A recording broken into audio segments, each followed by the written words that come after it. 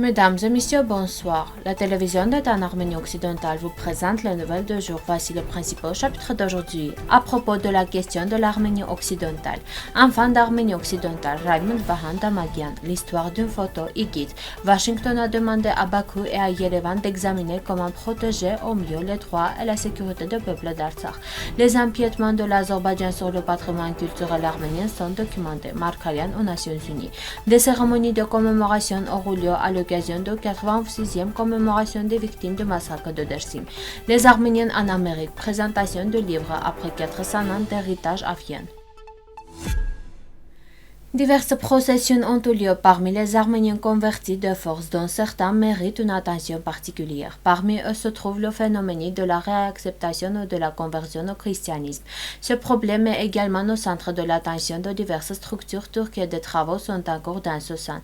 En particulier, à l'initiative des autorités turques, ces dernières années, une recherche approfondie a été menée sur les citoyens d'Arménie occidentale qui ont renoncé à l'islam et adopté une autre religion, principalement le christianisme.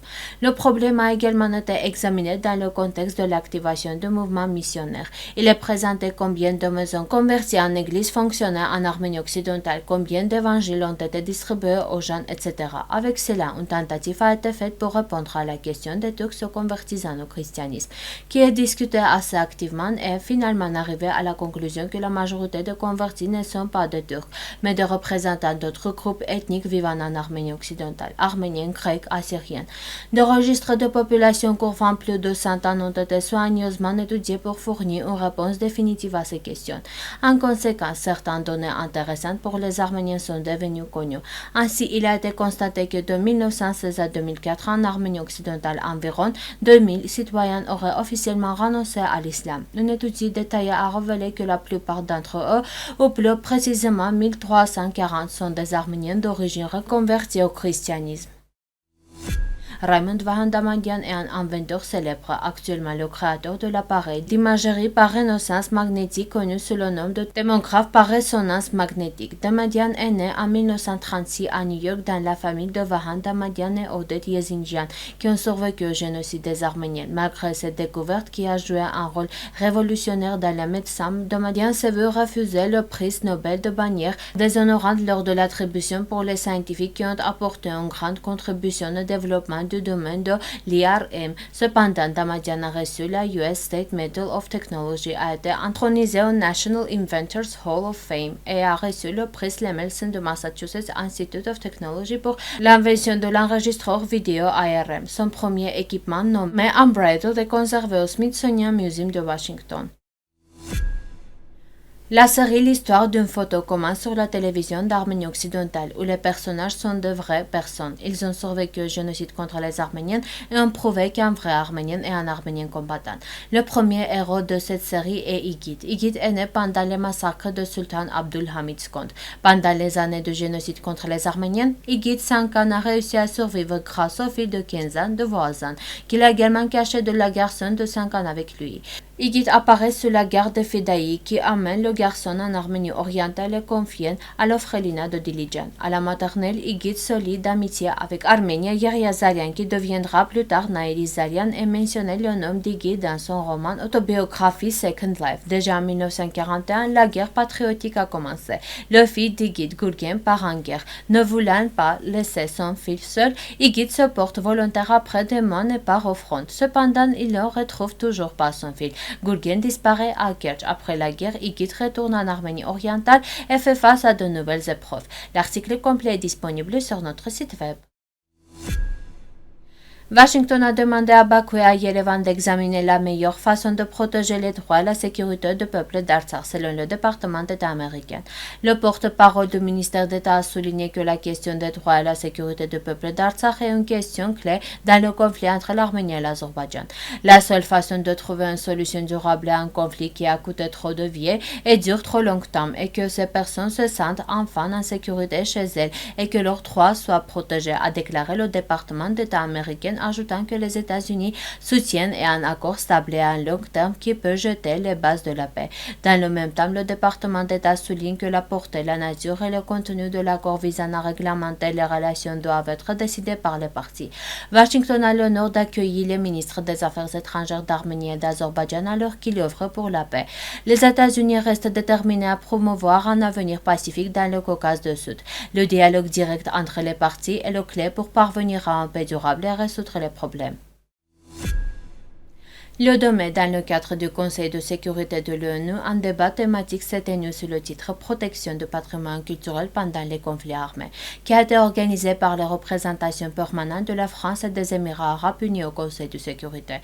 Audrey Azoulay, directrice générale de l'Organisation des Nations Unies pour l'éducation, la science et la culture, et de représentants d'un certain nombre d'États membres de l'ONU ont prononcé des discours lors de la discussion.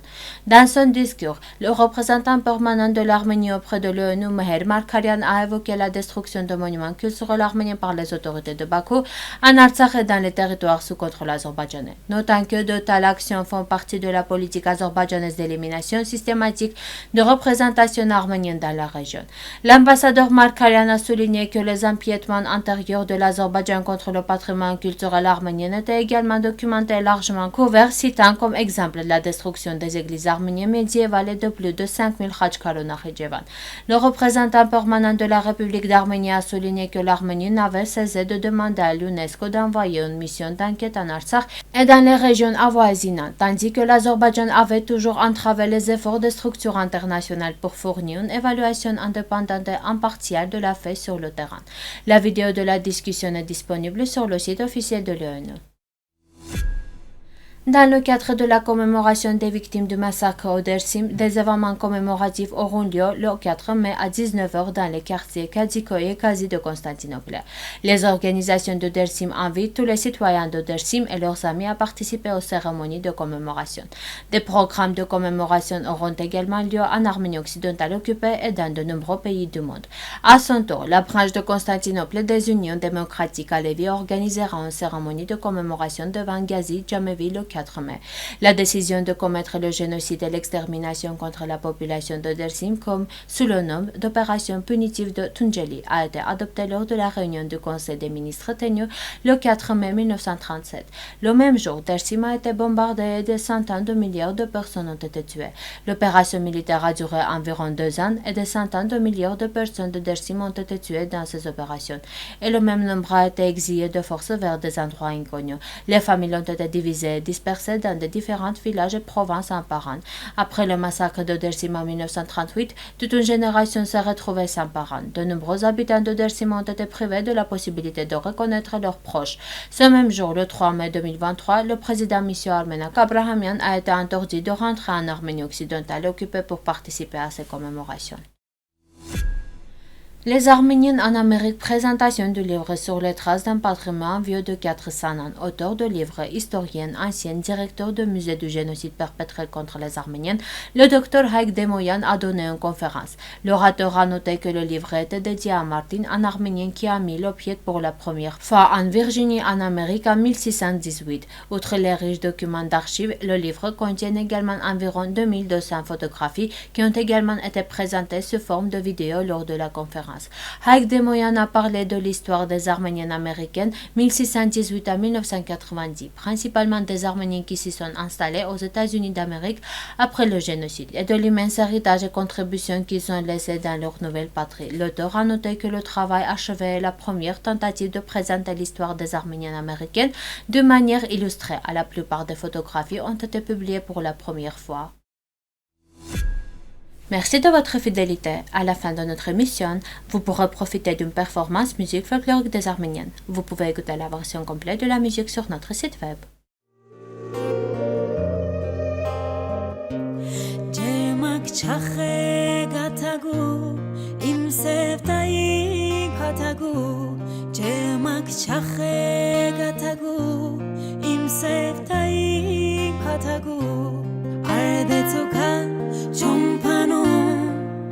Som hede kalagu